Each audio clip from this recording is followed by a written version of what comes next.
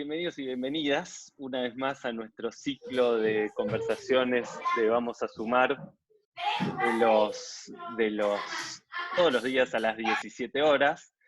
Vamos a silenciar los micrófonos mientras tanto y así nos vamos poniendo cómodos y cómodas. Bueno, les cuento que este ciclo surgió como parte de una campaña de donaciones que estamos impulsando desde Vamos a Sumar.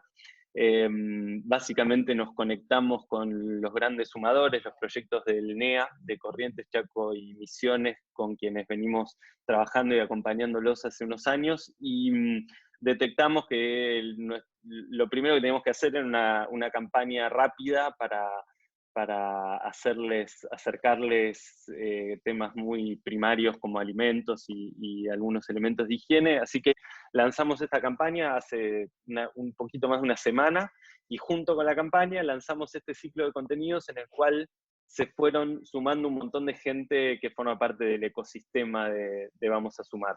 Todas estas conversaciones que estamos teniendo están saliendo en vivo a través del diario El Territorio. A partir de hoy se suma el Litoral de Corrientes también, y todo el material queda grabado para después poder ir compartiendo con más personas. Para sumarse a la campaña de donaciones a través de www.vamosasumar.org/donar, y ahí es donde pueden sumarse a la campaña de donaciones. Dicho esto, quiero compartirles un poco de qué se trata nuestra conversación de hoy. La semana pasada, el viernes, tuvimos una charla con Martín Kowalewski, científico, investigador del CONICET, director de la Estación Biológica de Corrientes. ¿Estación Biológica se dice? Creo que sí. Y básicamente estuvimos charlando con él las ciertas consecuencias de la crisis climática y ecológica en relación al brote del coronavirus, cómo son esos saltos zoonóticos entre animales y humanos, y ciertos tips y ciertas cosas que él nos fue contando desde su lado de investigador, antropólogo, biólogo, digamos, de su experiencia, cómo fue entendiendo este virus, del coronavirus, que es del cual todos estamos hablando ahora. Y a raíz de eso dijimos, y especialmente en el NEA, dijimos, bueno, todo el mundo está hablando del coronavirus, pero ¿qué pasa con el dengue y con todas estas enfermedades que se contagian a través de algunas especies de mosquitos? Entonces, invitamos a Marina, a quien voy a presentar ahora formalmente. Marina dio una charla en el primer Vamos a Sumar de Corrientes en 2016, donde básicamente ella nos contaba desde su investigación qué es lo que está pasando con todas estas enfermedades, con el dengue, el Zika y el chikungunya. No, esos son las especies de mosquitos, el chikungunya. Está bien lo que digo, son las enfermedades y son los... Bueno, ya me empiezo a mezclar. Eso después ella lo va a explicar mucho mejor que yo. Pero básicamente estuvimos conversando con ella y claro, todo el mundo está hablando del coronavirus, y hoy estamos con muchísimos más contagiados de dengue que de coronavirus en Argentina, y esta epidemia no es menor. Entonces, básicamente quiero presentar a Marina y a partir de esto disparar nuestra conversación. Marina es bióloga, también es investigadora adjunta del CONICET, es responsable del área de entomología del Instituto de Medicina Regional de la Universidad Nacional del Nordeste, y es especialista en el Aedes aegypti, que es el mosquito que es el que traslada estas enfermedades y estas epidemias. Así que, dicho esto, Marina, gracias por sumarte, gracias por dedicar este rato a Vamos a Sumar. ¿Y cómo estás? ¿Cómo estás Bueno, en buenas este tardes. momento? Hola, buenas tardes a todos. Gracias a ustedes por nuevamente pensar en esta problemática que, como decís vos, está afectando a gran parte del territorio de nuestro país y a una gran población nuevamente, porque esta sería la tercer gran epidemia que tenemos de dengue en Argentina. La primera fue en el 2009, luego en el 2016, y ahora nuevamente en el 2020 o 2019-2020. Así que, bueno, gracias por esta invitación y por esta preocupación, ¿sí? Una de las primeras cosas que te quería preguntar y quería que nos cuentes es cómo están viendo ustedes desde el lado de la investigación esta epidemia de 2020 y si tiene algunas diferencias con las anteriores. Bueno, lo que nosotros siempre decimos, y que en realidad no es nosotros, sino que en general, cuando hablamos de enfermedades transmitidas por vectores, en particular esta enfermedad transmitida por mosquitos, por el mosquito Aedes aegypti en Argentina, lo que nunca podemos afirmar es cuándo se va a producir una epidemia, ¿sí? Sí podemos hablar de las condiciones que son necesarias para que esa epidemia se produzca, pero el momento exacto en el que se va a producir, eso no lo podemos predecir, ¿sí?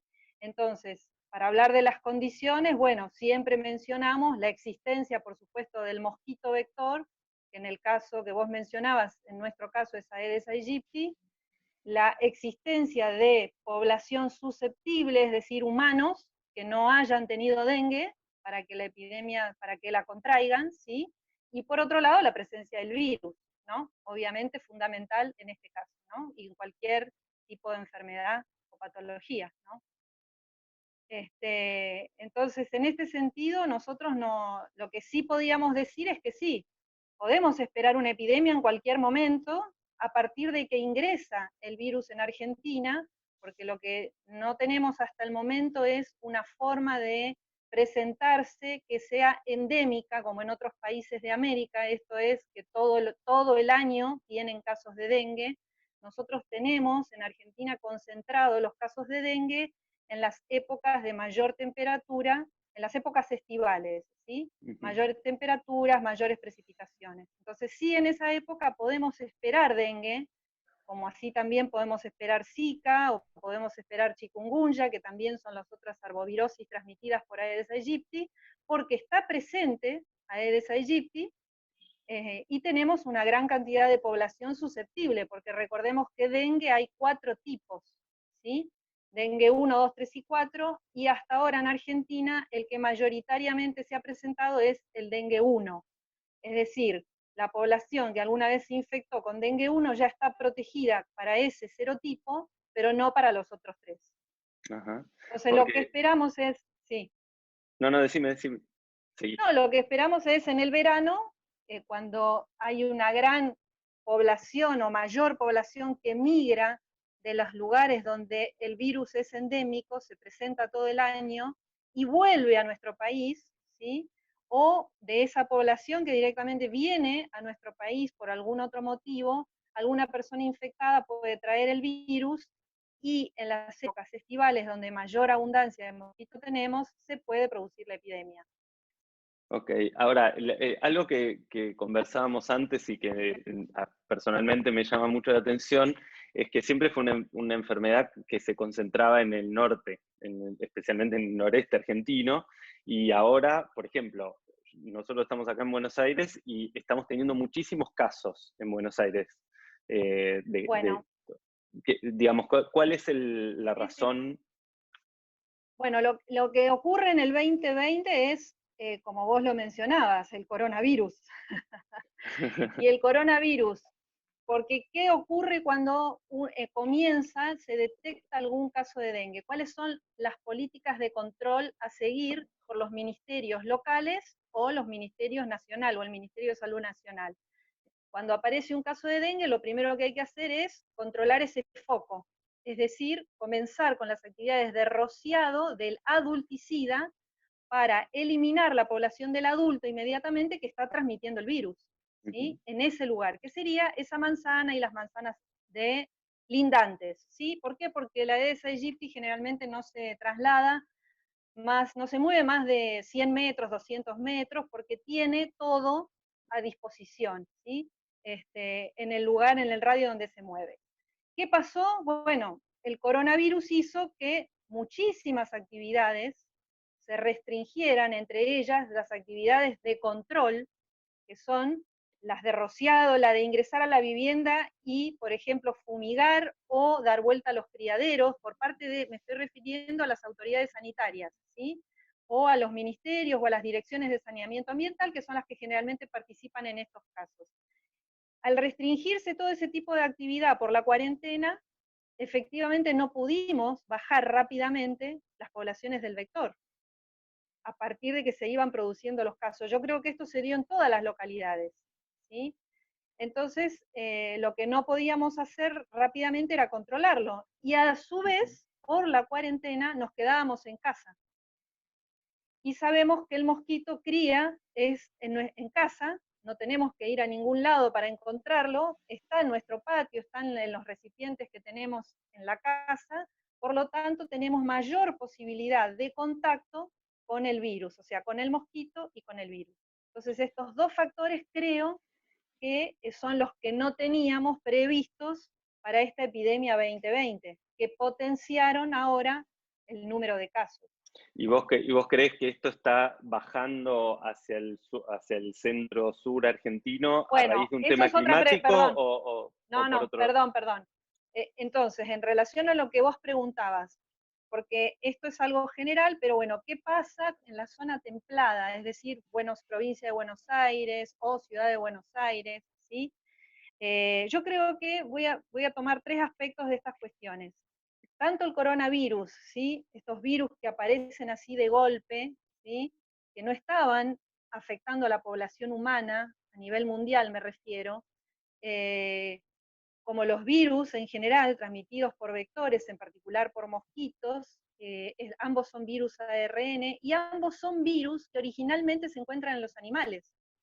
Es decir, el coronavirus se está hablando de que muy posiblemente haya estado presente en los murciélagos, en el bandolín, en este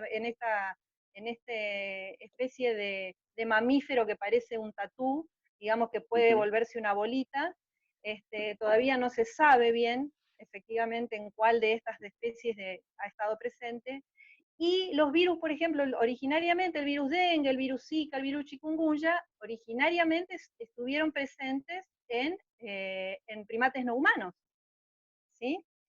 Entonces, cuando el hombre modifica los ambientes, cuando el hombre destruye los ambientes de esos animales, cuando se mete en esos ambientes, ¿sí? Es cuando se pone en contacto con ese virus, y cuando el virus que estaba bien adaptado a los animales, ahora en ese contacto puede también adaptarse de alguna manera. Sabemos que son virus que tienen rápida tasa de mutación, pueden cambiar y adaptarse perfectamente a estar con el hombre.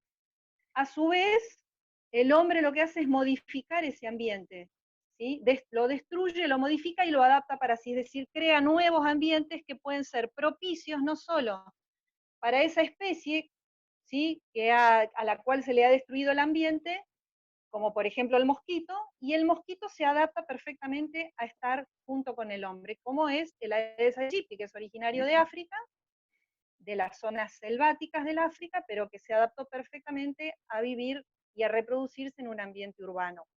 Del Aedes aegypti siempre se habla de mosquito tropical y subtropical, porque justamente lo que se dice que no tiene es esta capacidad que presentan algunas especies de mosquito, que es la diapausa.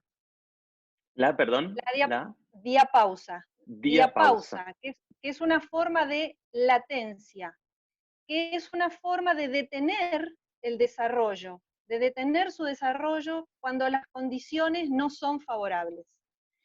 Pero la diapausa en particular, la característica que tiene es que es una capacidad o característica que está determinada genéticamente, que se conoce para otras especies de mosquitos, pero que no se conocía para la Aedes aegypti. Entonces, nosotros ahora, bueno, no nosotros, perdón, investigadores en Argentina de la UBA, que participan, digamos, de investigaciones del grupo de mosquitos, encontraron que poblaciones de Aedes aegypti de la ciudad de Buenos Aires presentan diapausa, y que esa diapausa lo que hace es detener el desarrollo, ¿sí? Incluso es decir, evitar la eclosión del huevo incluso en épocas que son favorables, ¿sí? Lo que nosotros sabemos es que el mosquito de Aedes aegypti tiene 4 etapas de desarrollo: la etapa de huevo, la etapa de larva, la etapa de pupa y la de adulto. La etapa de huevo sobrevive en condiciones de bajas temperaturas y en condiciones de sequedad. Lo que no puede hacer en las bajas temperaturas, no puede sobrevivir el adulto a bajas temperaturas y tampoco puede sobrevivir la larva o la pupa. Estamos hablando de temperaturas por debajo de los 12 grados, ¿sí? Ahora, lo que sabíamos es que Aegypti en Argentina, por ejemplo, cuando esa temperatura aumentaba, aunque estemos en el invierno, ¿sí? Es decir, esas condiciones eran favorables, llovía, digamos, o había precipitaciones, o se inundaba el criadero donde se encontraban los huevos de Aegypti, mejoraba la temperatura, aumentaba la temperatura por arriba de los 16 grados, el huevo podía eclosionar. Lo que encontraron estos investigadores es que, a pesar de esas condiciones favorables, el huevo puede no eclosionar. Es decir, aún en esas condiciones favorables se mantiene el huevo en diapausa, y el estímulo de eso es el fotoperíodo, es decir, un periodo de luz, de poca luz, es decir, un día de luz con poca luz, ¿sí? Que dura 10 horas, por ejemplo, y horas de oscuridad de 14 horas, es decir, en el invierno. Ajá. Entonces, eso le da la capacidad de poder adaptarse en regiones templadas y aumentar su distribución hacia el sur, algo que era impensado para el Aedes aegypti. Por eso es que podemos pensar que sobrevive más en ciudades donde decíamos, bueno, no soporta determinadas condiciones, no puede sobrevivir, bueno. Y es que también podemos pensar que esa mayor supervivencia en el invierno le permite estar en mejores condiciones en las épocas favorables. Es decir, Claro. tenemos más aegypti en las épocas favorables.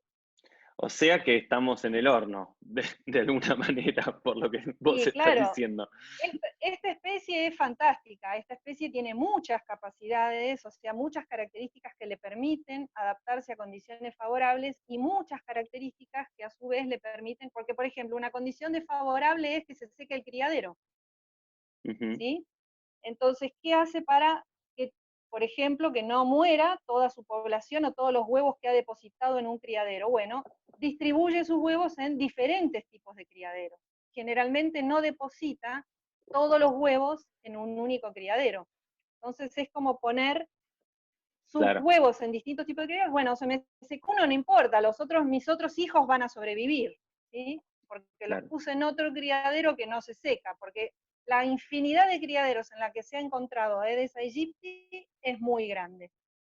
Yo me acuerdo, Esa es otra algo que siempre me acuerdo de lo que vos nos explicaste en la charla anterior de Vamos a Sumar, tenía que ver con esta idea de cómo se construye inmunidad colectiva en relación a una enfermedad como esta. Digo, a diferencia de un virus como el coronavirus, entiendo que en la medida en que todos nos contagiemos y nos curemos, nosotros vamos a ser los inmunes y las personas que hayamos tenido el virus vamos a generar la barrera. En el caso de las enfermedades que transmite la Aedes aegypti, entiendo que la inmunidad colectiva se da por las casas, por los espacios, ¿no? Esto fue lo que vos nos explicaste la vez Claro, pasada. ¿Cómo sería claro, esto? un poco así.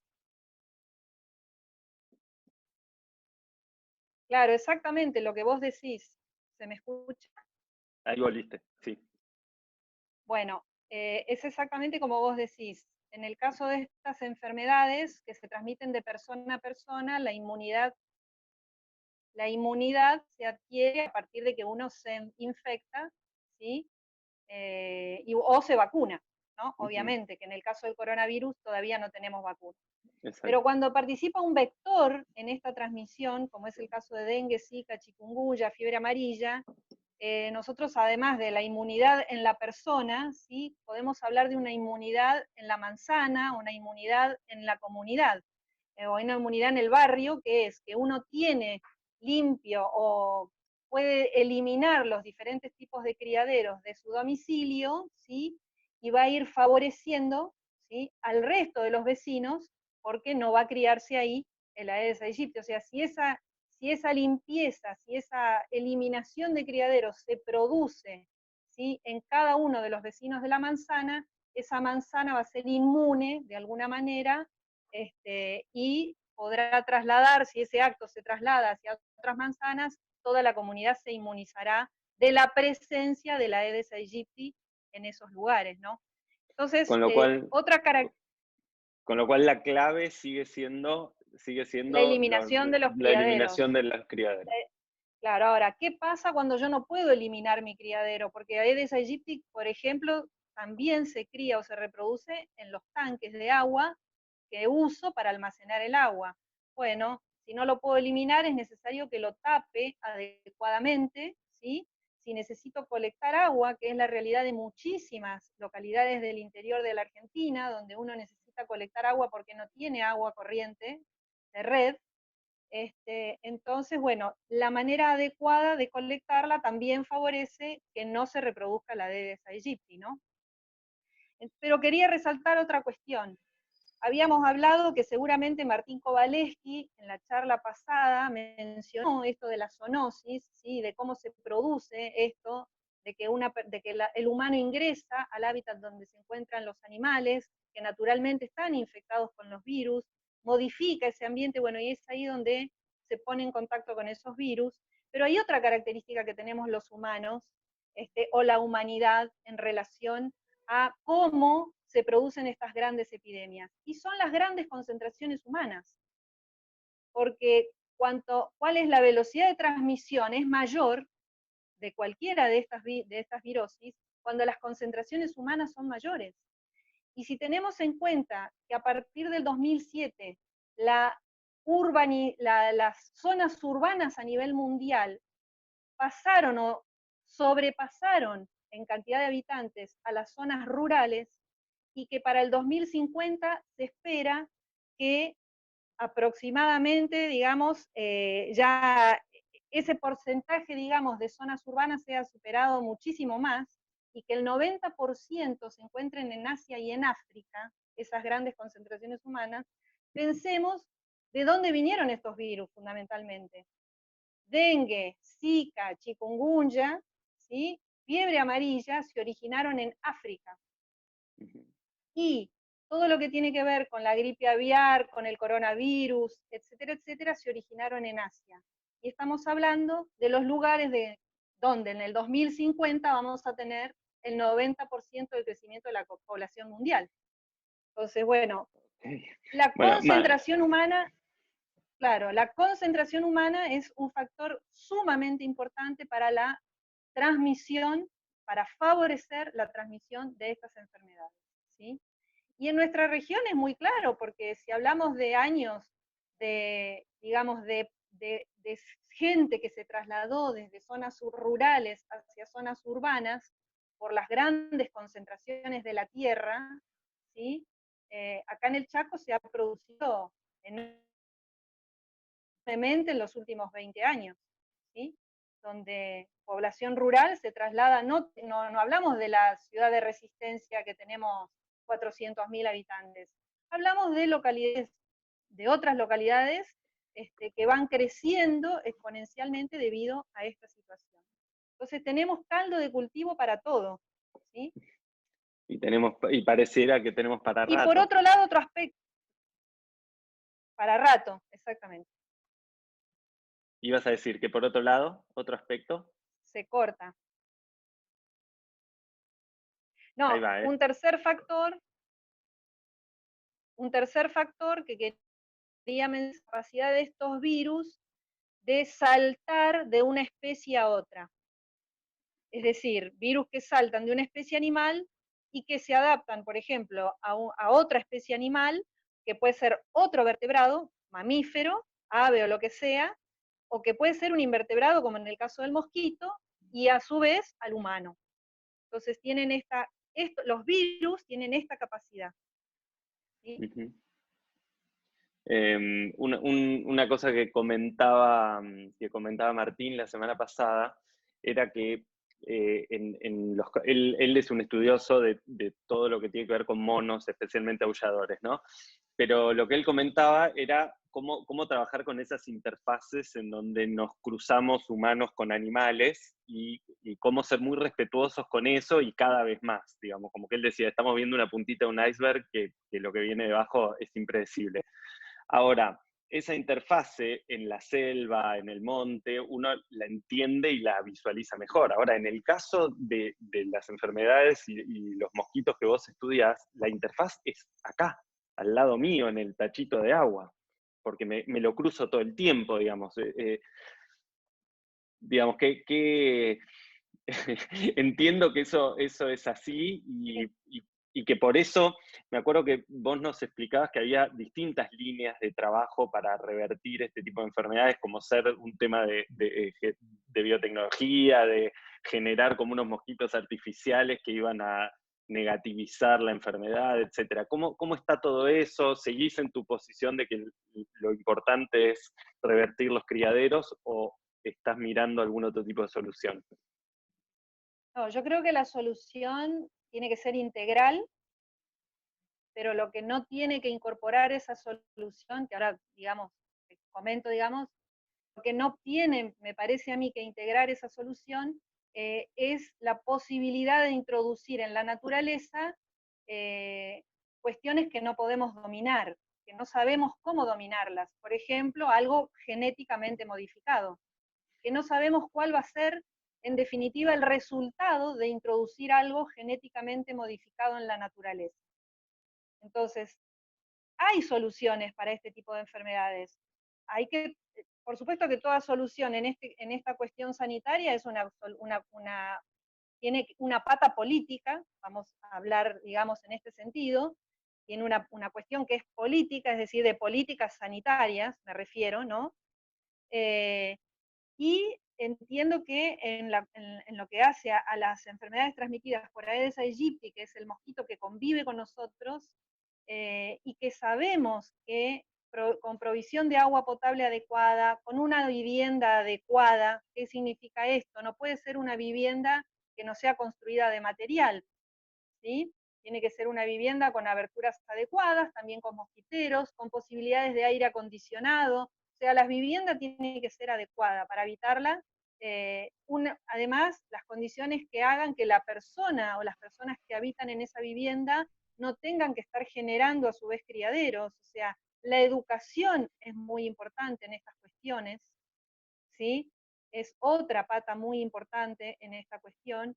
Y después el mejoramiento en todo sentido en la estructura sanitaria o en la infraestructura sanitaria, ¿sí? Provisión de agua potable es fundamental, no tengo que acumular agua. La eliminación de los desechos, ¿sí? No solamente la eliminación desde mi casa hacia el basural, sino cómo se disponen después esos desechos. Y después que en el ambiente urbano, la ciudad no es solamente el domicilio, tenemos muchísimos lugares donde también se cría Aedes aegypti que no son domicilios, son comercios, las chacaritas, los cementerios, tiene que ver con lo cultural, ¿sí? Eh, Otras, por ejemplo, las chacaritas también son un lugar muy importante, es decir, de eliminación de chatarras, por ejemplo, ¿sí? Y las gomerías sabemos que son Claro, un son comercio, focos. exactamente, es un foco muy importante de reproducción de Aedes aegypti. Entonces, creo que con estas medidas, pero que tienen que venir fundamentalmente con un sostén o con una, digamos, apoyatura estatal, es decir, desde el Estado.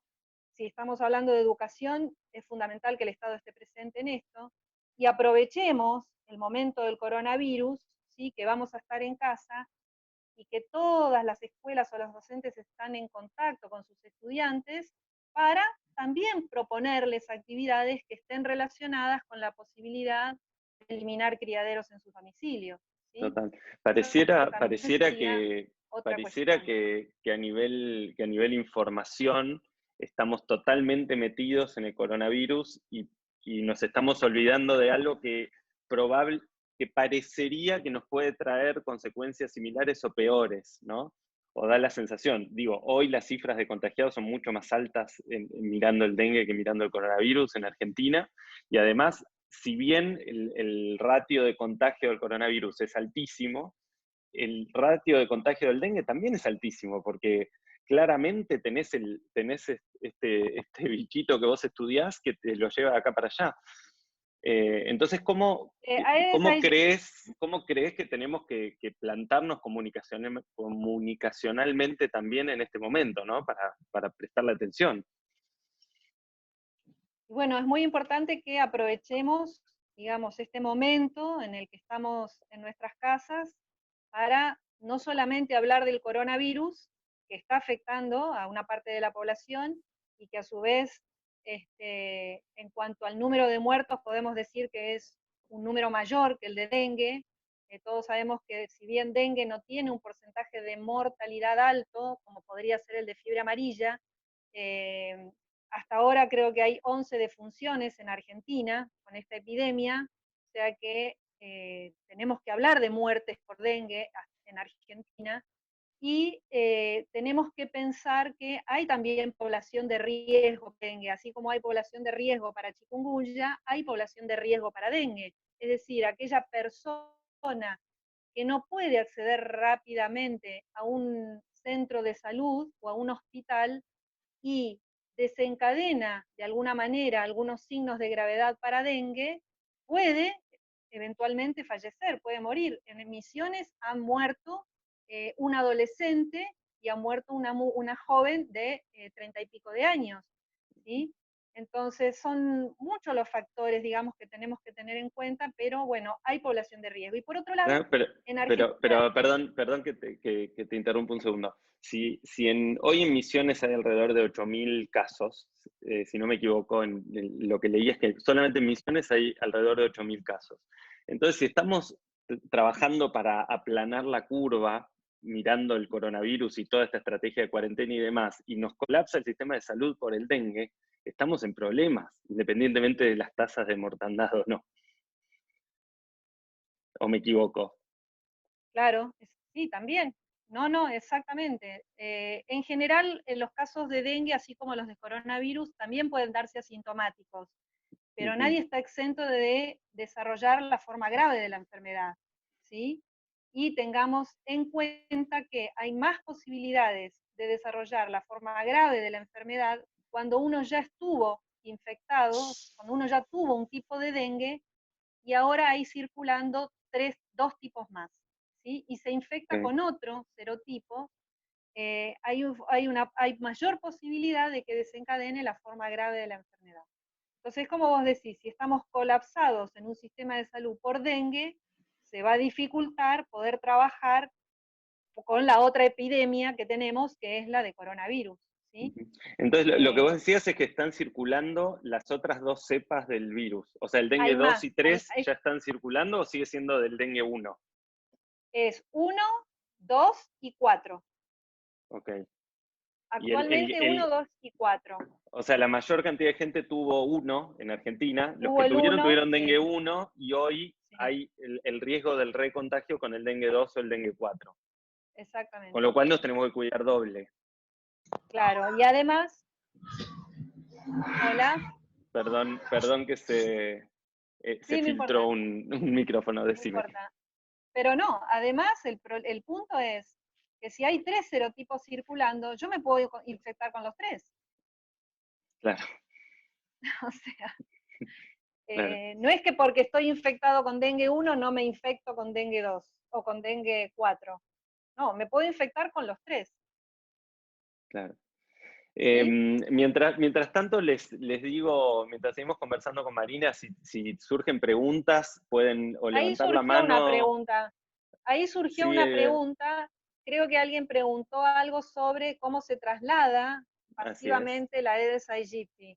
Bueno, la forma principal de trasladarse pasivamente es en forma de huevo, no como adulto, ¿sí? Es muy difícil que un mosquito, cuando vamos viajando a 100 kilómetros por hora adentro de nuestro auto, si abrimos la ventana, seguramente volará, saldrá volando o se estrellará contra el vidrio del auto o lo que fuera, me refiero al mosquito adulto, ¿sí?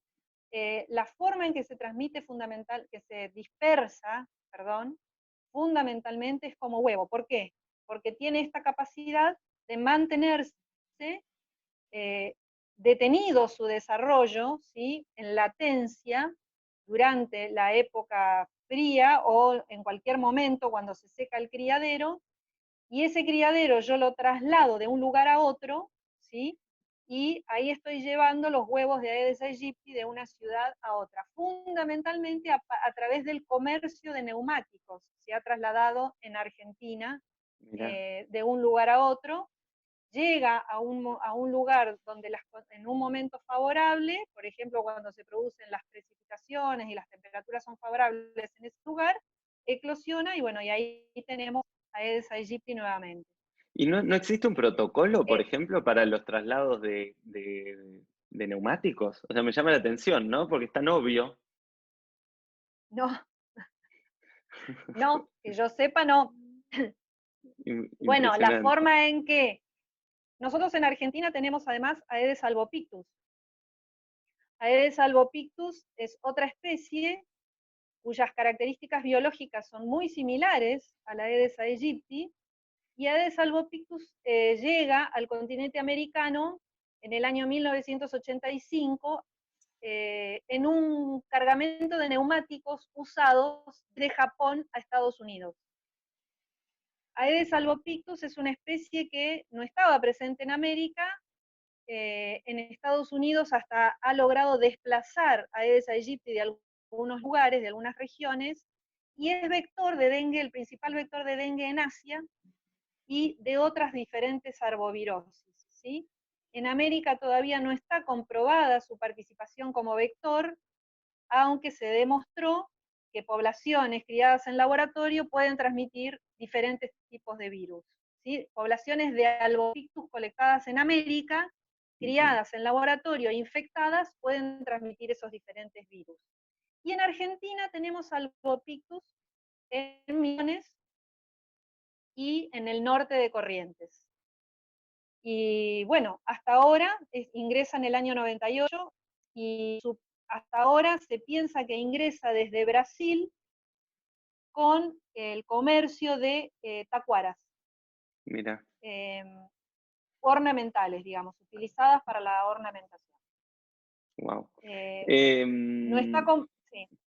Decime, ¿decías que no está No, que comprobado? no está comprobado todavía que pueda seguir trasladándose.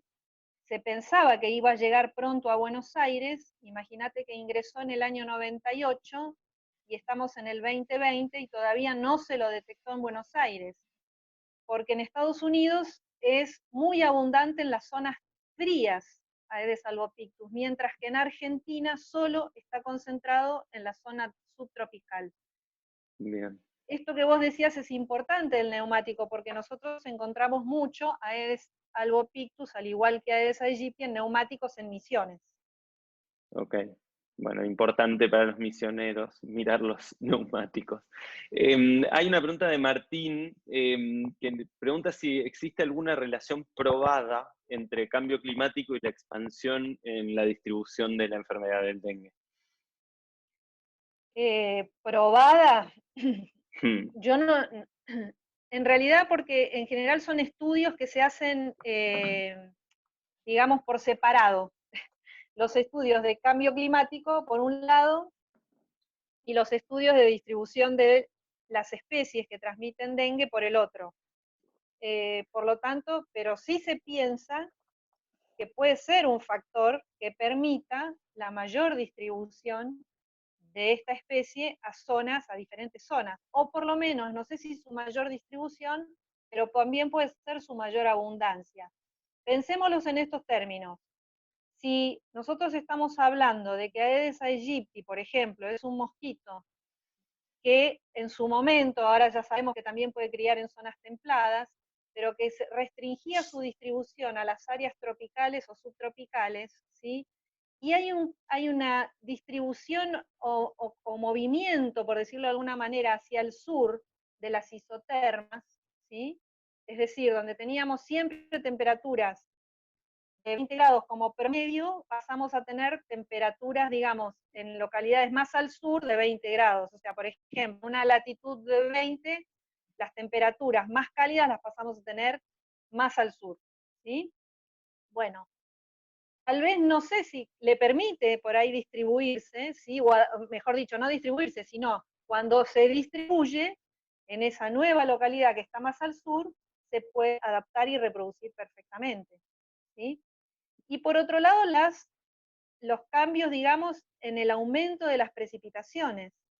Nosotros, por ejemplo, en el Chaco tenemos mayor cantidad de precipitaciones medias anuales en la zona este del Chaco que en la zona oeste, pero se ha demostrado que a lo largo de las décadas las isoietas se han trasladado hacia el oeste, es decir, donde teníamos una precipitación media de 800 milímetros anuales, ahora tenemos 1200. Entonces, eso puede generar mayores poblaciones de la Aedes aegypti en los lugares donde no era, por ejemplo, tan abundante, ¿sí? Yo no he leído estudios que hablen de esa relación directa de cambio climático y mayor presencia de los vectores o de la enfermedad. Pero se Claro, no, supone que no, como si que hay, quizás no está el estudio, pero es bastante obvio que debería haber alguna, ¿no? claro, exactamente. Ahora, pero tenemos que pensar lo siguiente, que los cambios climáticos son cíclicos, ¿sí? Es decir, así como tenemos estaciones en un año, también tenemos ciclos que son más grandes, ¿sí? Por ejemplo, los ciclos de mayores precipitaciones o de menores precipitaciones, o de sequías, el niño y la niña. Entonces son momentos donde tenemos mayores precipitaciones, bueno, se pueden producir mayor abundancia de estos vectores, y periodos en los que hay menos precipitaciones, menor abundancia de estos vectores. Pero eso se produce y es algo que no podemos nosotros manejar porque es independiente incluso de la actividad antrópica, ¿sí? Bien, Incluso, interesante. incluso históricamente podemos hablar de periodos de mayor temperatura a nivel global. En el 1000, 1300, 1100, entre el 1100 y 1300, la temperatura estaba por arriba de la que está actualmente, unos 2 grados. Claro. Y estamos Bien. hablando a nivel Em, global. sí, sí, sí. Marina, ya nos vamos acercando a los últimos minutos de nuestra conversación. Hay un par de preguntas más que ahora te comparto. Les vuelvo a contar a todos que este ciclo forma parte de la campaña de Vamos a Sumar, de donaciones para los grandes sumadores. Son 8 proyectos que están en Chaco, Misiones y Corrientes, que estamos acompañando. De hecho, en este momento se está haciendo la primera entrega de alimentos a los 3 proyectos de Corrientes, así que dentro de poco van a ver algunas imágenes de todo esto. Quería, bueno, volver a agradecerte. Hay obviamente mucha preocupación en la región y también ahora en Buenos Aires en relación a esto. La mayoría de los que estamos acá presentes somos bastante legos en el tema, ¿no? Salvo algunos estudiosos que están por ahí. Tenemos realmente no somos estudiosos del tema, y un poco nos preguntamos, bueno, ¿qué tengo que hacer en mi casa? ¿Qué tengo que mirar? Además de sacar los tachitos de agua, digamos, ¿hay alguna otra precaución o algunas otras cosas que vos recomiendes en este momento en relación Habla, al dengue? sí, sí, lamentablemente en este momento, o sea, lo que estaría buenísimo es que hablemos con el vecino, que nos pongamos de acuerdo entre los vecinos, tal vez si tenemos un grupo de WhatsApp, a veces ocurre eso por cuestiones de seguridad, tal vez no se da tanto en las grandes ciudades, pero en las ciudades un poco más pequeñas eso sí se puede dar, y si no, bueno, empecemos a hacerlo, porque no es una medida no es algo que se resuelva de manera individual. Si no lo hacemos entre todos, y la forma de hacerlo entre todos muchas veces es comunicándonos con el que tenemos al lado, para poder hacer esto que vos decías, poder ir, digamos, guardando eso que no usamos, puede ser un potencial criadero, limpiándolo, eliminando algo que no usamos, que pensamos que puede ser un potencial criadero, pero que no lo vamos a necesitar, tapando aquel criadero para el cual necesitamos acumular agua, ¿sí? Entonces son las medidas que podemos encontrar en cualquier página web, pero lo más importante es ¿Cómo hacemos para que eso se produzca y se potencie, por lo menos en nuestra manzana? ¿Sí? Porque si el mosquito en nuestra manzana no encuentra un criadero, posiblemente cruce la calle. El tema es cuando encuentra el criadero en nuestra manzana, no va a cruzar la calle. Entonces creo que... ¿Se cortó? No, te estamos ¿Se escuchando cortó muy o estamos? atentos. Yo los Estamos. veo. Listo. Bueno. Entonces creo que es importante, perdón, creo que es importante la comunicación con los vecinos, que podamos ponernos en contacto y trabajar entre todos como comunidad para ver no solamente cómo nos ayudamos con el coronavirus, sino también fundamentalmente con esto del dengue. Y Ujú. también Es organizarnos para como, obtener respuestas de otros. perdón Decime. que me metí, es como para el coronavirus encontramos algunas estrategias como ser los tapabocas, que entendemos que usar el tapabocas es para cuidarse uno, pero más para cuidar al otro, ¿no? Entonces parecería que, y Exactamente. recuerdo conversaciones contigo y tu charla en el evento de hace unos años, que todo el tiempo estas estrategias de tapar los recipientes, de no fomentar criaderos, son el tapabocas del dengue. Claro, pero son el tapabocas en parte, ¿sí? Si yo no hablo con mi vecino y no converso de esto y de la importancia, yo en mi domicilio puedo tener el tapabocas, ¿sí? Pero resulta que en el domicilio al lado se está criando el Aedes aegypti. Entonces, la importancia de comunicarnos, o sea, de cómo nos protegemos nosotros, pero cómo protegemos, de pensar que es protegernos a nosotros, como vos decías, y proteger a los otros, ¿sí?